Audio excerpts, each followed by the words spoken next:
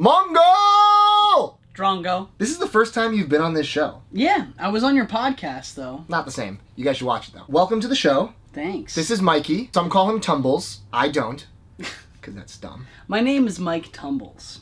I brought Mikey on because he's one of my best friends of like 14 years. I've known him since high school. Back when I used to chastise him for listening to Dave Matthews Band. They're still great. I brought him here today because we share a deep love that's rooted back to high school that continues for the Killers. And we were at this show and got this same shirt at the show. I don't know where mine is because that was over 10 years ago and he has doesn't it love still. him as much as me. Not true. We're going to go through the Killers discography. If you're a fan, you'll appreciate this episode. If you're not a fan, this is a good place to start and then kind of dive through their discography because they have a lot of good stuff in there. We're going to dissect it for you. Yeah.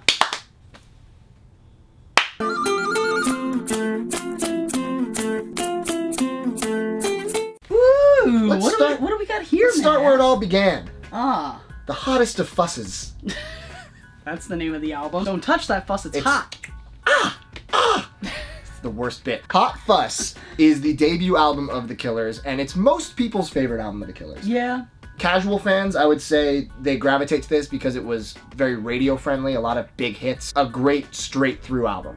Yeah, it's really poppy, dancey, a lot of synth, and it fit in with like what was at the height of popularity when it came out. In 2004, 2005, Franz Ferdinand, Arctic Monkeys, Modest Mouse. This definitely changed my music taste a lot because before this, I'd listened to nothing that was like this. And I was listening to the Dave Matthews Band.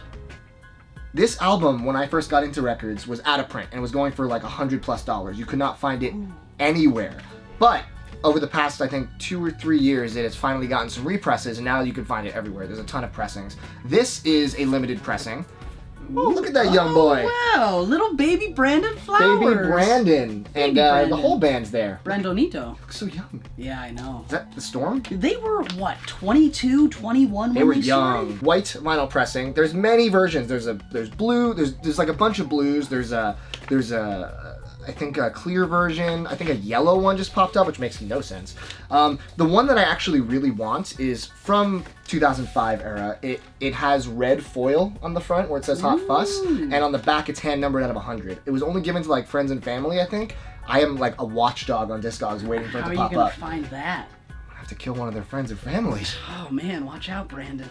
Watch out, Brandon. 2/3 of the Murder trilogy are on this album. Yeah. But it's the second and third part. They don't let you in on the secret till later, which is cool. Ooh. Murder trilogy are 3 songs that tell a story, and the second part is Midnight Show, which is probably a top 5 Killer song for me. Definitely. And then Jenny Was a Friend of Mine, which is top 10 Killer song for me. Yeah. Also a fairly popular track. And they hit you with 3 big radio hits right in a row after. So Jenny opens it with the helicopter, and then Mr. Brightside, Smile Like You Mean It, and Somebody Told Me are all like boom, boom, boom. And those were all like big radio hits. As was all these things that I've done. That's true. Actually, that side A is just like radio. It's huge. And side B is very good, but it's definitely songs that didn't get as much play, like On Top, which that was one of my favorites when this came out. Yeah. But that's not one people talk about very often. Change Your Mind, that's a great song. Change Your Mind is a great song. Really, really underrated. If you haven't heard Change Your Mind by the Killers, go listen to it right now. But not right now, because you gotta finish watching this video and then go listen to it. Right after this video. Some pressings of Hot Fuss don't have Change Your Mind on it. For some reason, it was removed. Really? And I think some of them replaced it with Indie Rock and Roll at the end or something. It was like a weird kind of like rights issue, I think, depending on what country was issuing it. Interesting. But I will stand by the fact that Everything Will Be Alright is a terrible song. Okay. Should not close the album. I'm gonna disagree. I think that Everything Will Be Alright is a great song. The Killers have this weird trend where they like to end their albums with downers. Like they have like Good lots Night, of Travel Well. high energy music, and then they like slow it down and bring it down at the end. So Everything Will Be Alright's kind of a contrast to the rest of the album in that regard, but I think it's still really cool. It's okay. Yeah. Compared to the heat that the hot fuss that this album brings, I think it's just, I don't know if it fits on the album. I think it could have ended with Under the Gun or Indie Rock and Roll, and that would have been Indie Rock and Roll would have been a cool closer. Indie Rock and Roll is a fantastic song. Fantastic B-side from this album. Unfortunately, the Killers themselves hate it, so I've heard. Or at no least sense. Brandon Flowers does. It's theatrical. You think you would love it. Yeah, it's also just a great song. The Yeah. lyrics are awesome. Yeah. No one has anything bad to say about this album. This is just a really solid indie rock album. So highly recommend picking up a copy. This sounds good on the white vinyl. I don't know how the other pressings sound, but I'm assuming pretty solid. Ooh, what do we got here? This is the second album by the Killers, Sam's Town, a beautiful direct homage to Bruce Springsteen, who is clearly one of their biggest influences, along with all of Las Vegas. As a New Jerseyan, I take a lot of pride in that. As someone who went to high school in New Jersey and doesn't consider himself a New Jerseyan, I also take some pride in that. He's basically from New Jersey. This is numbered on the back. There's 5,016 copies, which seems like a lot, but for an album that was this amazing and this like well received, that's like not that many copies of this ultra deluxe book style. Bongload Records actually pressed this. Nice. Great record label. They also do a bunch of good Beck and Elliott Smith issues. But you open it and you get some like a nice like kind of book style with the discs in there. Beefy. It's beefy. That's because it's a beefy album. It is. I often say that Sam's Town is my favorite Killers album, and I think it might be. It's probably mine too. Regardless of whether or not it's my favorite album, I think you can pretty safely say it's the best album from like a critical standpoint. Yeah, I think it has some of the strongest tracks, and I think it has the best progression. I think it tells the story better than all the other albums, especially with Interlude and Exitlude being like kind of like the bookends of the album. Sam's Town opens the album, which is one of the best Killer songs easily, and then Interlude kind of brings you in, and then of course they hit you with When You Were Young, which is like one of the biggest singles the Killers ever had. That like those three tracks in succession are probably the best album opening I can think of. Yeah, they're off the top of my incredibly head. strong. It's just like boom, pow. It hits you with the same kind of Americana that Born to Run hits you with. Like that feeling of just like, I feel so patriotic, I don't know why. But obviously, if you can't tell from the album art, it's not just super like, oh, floofy doofy, hey, everything's great. It has a lot of emotional depth to it. And it has a lot to say about the decay of the American dream. I'm looking at the thank yous over here, and I see they thank Tegan and Sarah. I wonder if they had anything to do with the album. Interesting. But, getting distracted. For Reasons Unknown begins side 2 of the first disc, and that's our favorite karaoke song to do together, which we have done countless times. And that is potentially my favorite song off this album. I think it's mine as well. Yeah. Which is really hard to say. Like Hot Fuss, every song on this album is just, insanity. When I first heard this album, This River Is Wild was my favorite, without a doubt. Yeah. And we've seen them a couple times live, and he's never done it, and it makes me really sad, because I feel like that song is just like, it's incredible. And live, it would be great. Come on, Brandy. What are you doing? This deluxe version has 2 bonus tracks on side D. Peace of Mind, have you heard that? I don't think I have. Pet Shop Boys Stars Are Blazing mix of Read My Mind, which 7 minutes and 20 seconds. A little long. Not trying to listen for that long to a remix of Read My Mind. I prefer the Killers' original songs to their remixes. Of all these songs, though, which of these would you say is the sleeper hit? Because there's one answer for me. The sleeper hit. Okay, this is largely because I've seen it live, but My List. If you remember, My List at this concert was nuts. They had that drone come in at the beginning. I remember. Just like, whoa, I remember. Whoa. And they let that run on, and then boom, ska. Like the drums come in. Sick. It's great. So good. It's great. But the true answer, you got that wrong. The answer is Bling, Confessions of a King. That song is epic. See, I don't consider that a sleeper. No one talks about, you're like, what's your favorite Killer song? No one ever says Bling, Confessions of a King. I guess so. That is for you and I. Song. For you and I, we respect it because we know this band like the back of our hand. Yeah. This album, the deluxe version, for a while this was only on a picture disc. Picture discs leave a lot to be desired when it comes to audio. Yes. The great picture disc, yes. As you know. But this is a 2-disc, 45 RPM pressing, so it's probably the best way to listen to this sonically. And I'm really happy to own this. I am not a vinyl collector, but I am a huge Killers fan, and seeing the art on this is really, really awesome. Yeah, get into vinyl. Yeah, that picture on the back, I don't know if you've shown that.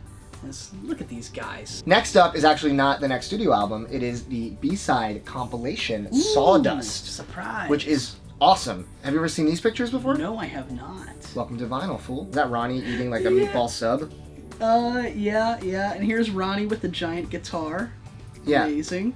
I'll show you guys. So Sawdust is excellent because it is not just a bunch of throwaway tracks. It is some of their best songs that never made it to albums, and it's absolutely essential if you're a Killers fan to own this on vinyl. I would say if there's any downside to this album, it's that it clearly doesn't have the flow of an actually planned Killers album. Totally. But still, individually, the tracks are amazing. Tranquilized, it features Lou Reed from Velvet Underground.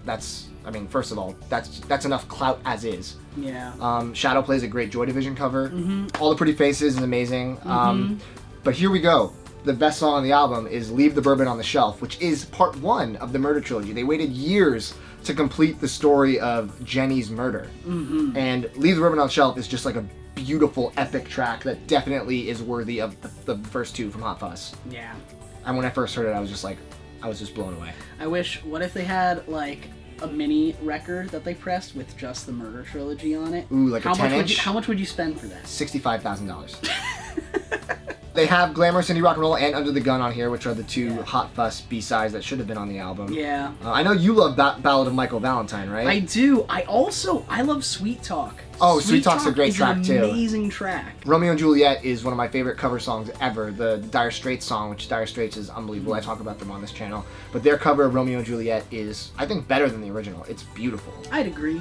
And then, of course, the Sam's Town Abbey Road version is great, too. So it's like a piano-based Sam's Town. So yeah, this is essential listening, and it was out of print for like a short amount of time, but you should be able to find it for fairly cheap now. Now we move on to the glitz and glam of Day and Age. This album came out of nowhere. I remember when it came out, and the sound of it was so unlike what I expected a Killers album to sound like. Yeah. It was like very, it was very like fantastical. Like it felt like it was like a fairy tale. Yeah. And it had that element of like the Vegas kind of like confidence and cockiness. Definitely. Well, it opens with a full-on horn section. Yeah. Right? As soon as you get into the beginning of Losing Touch. Yeah. It's just like. This album was out of print for a while as well, and I believe last year it finally got a repress, and it's a faithful repress because it comes with this really cool poster. What? This side has This is why I'm starting to get the appeal. This is why people collect records. It's Day and Age-ized versions of the band. Ronnie. Here's Ronnie. For the record, as a drummer, Ronnie Vannucci is like one of my gods. Ronnie Vannucci is the goddamn man. Good drummer. You and I actually heard the best cut from this album live before it came out. We saw the Killers, and he was like, "Do you mind if we play a song that we I don't know if I'd call it the best cut, but we'll talk it out." That's a wrong opinion, but Spaceman, which is my favorite song on the album, he played it live before this album came out, before that was ever a digital track, and it was just unbelievable live, and I think maybe that's the reason I love it so much, is because we had that experience of just hearing like the oh, and everyone was just screaming and dancing and no one knew what to expect. Yeah. I think A Dustland Fairy Tale is just as good as Spaceman. That is what I was going to offer up I'll as accept. the best track on the album. Proceed. Dustland Fairy Tale is just like a beautiful power ballad for the 21st century. Yeah. Which, I don't know, I feel a little weird saying those words, like power ballads shouldn't exist in the 21st century, but this one gets away with it. It's done well, which is cool. And then I Can't Stay, it has a lot of personal significance to me, because back in college, my roommate Dylan and I used to listen to that all the time. It's just like nice. It was one of our favorites. I should mention, while we're talking about this album, my roommate and I, back in college, whenever we were hungover in the morning and had stuff to do, so like every day, we would listen to Joyride to get ourselves pumped up. That'll get you dancing. Yeah, as soon as you hear that, it's like, oh yeah, it's go time. I love this album. When it came out, it was my favorite for a while of all of their albums, but it's now fallen probably to third place. Honestly, it kind of depends on what mood I'm in as to which Killers album I would prefer to listen to, because they all have such different, strong feels. Also, I'm bummed this is only on black vinyl, because with these colors, they could have done so many cool variants for this, and they just didn't. Like, I'm just imagining the craziest splatter ever. But maybe one day. Maybe Newberry Comics will do it. And now we move on to the album that divides the fan base. Aha. It is one that oftentimes was said it's the decline of the Killers. I love this album, though. I do, too. Battleborn. Ho-ho! This is their most robust vinyl release in terms of the packaging. I mean, Sam's Town was pretty crazy, but this one is, has a big, this is like so 80s too. It almost looks like a Metallica, like style, like roster. It does. This is a 2-disc pressing, colored vinyl. So it has this red that matches like the theme. I think red is like the color of this album. And I feel like I could be wrong years-wise, but I think it came out around the time that Taylor Swift's Red came out. It came out in 2012. Yes, because it came out while we had just first moved to California. That's true. Yeah. That is true. A little bit of fan history. Kes and I moved out here together. We did. Flesh and Bone is one of the coolest openers of a Killers album. It really I is. love that song. And I know Runaways was their big single, and it did well, but not as well as like When You Were Young or some of their other like lead singles. Miss Atomic Bomb, that feels like a spiritual successor to Dustland Fairy Tale. Very much so. Very much so. And here's the other one though that I think is going to polarize us. Rising Tide? Yeah. I like it, but you love it. I love it, and I love it for the same reason I love The World That We Live In, is because it's really indulgent in what it's trying to be. Yeah. You know? And then Here With Me, you know, I have an issue with that lyric. Right. It's just so cheesy. He's One like, lyric. Don't want your picture on my cell phone. And I'm like, this is so, it like dates the song. It makes it like weird and like, I don't know, something about it is like really... it's fine. It kind of grounds the band for me, and like they're not this mythical deity anymore. It's like, oh, but he has a cell phone. Like, I don't know. It's kind of weird. Yeah. It does humanize him. It's an odd lyric. It definitely pulls you out of it a little bit. But then A Matter of Time and Deadlines and Commitments are both fire right after that. That's a 1-2 punch. That's a 1-2 punch. You knocked out. You're dead. You're done, son. You're done, son. This album is a solid record. I will say that this one has the weakest close of any Killers You don't album. like Battleborn? I don't love Battleborn. Okay. I think just comparatively, I even prefer Everything Will Be Alright to Battleborn. Interesting. Just as an album closer. I feel like Battleborn tries to emulate the energy of Miss Atomic Bomb But doesn't quite. and Runaways beforehand, but yeah, it kind of falls flat and it just ends up being lukewarm. Well, I will say this. Battleborn is an awesome record to end their discography on. You know, they had a great career, and I'm glad that that's the last album that the Killers ever put out. So, Mikey, thank you for coming on the show. Where can people find you on social media if they want to find you? You can find me at Actor Mike Tumbles on Instagram. You can find me at Actor Mike Tumbles on Facebook, and you can find me as at Mike Tumbles, just Mike Tumbles, on Twitter. If you like bearded men and sometimes food pictures, you should follow him. Got lots of great food pictures. If you guys like this video and you want me to do more discography videos for bands that I have almost or all the albums of, please leave a comment, let me know. Give this video a like. Be subscribed to Too Many Records if you're not. And we'll do more videos soon. Miragi.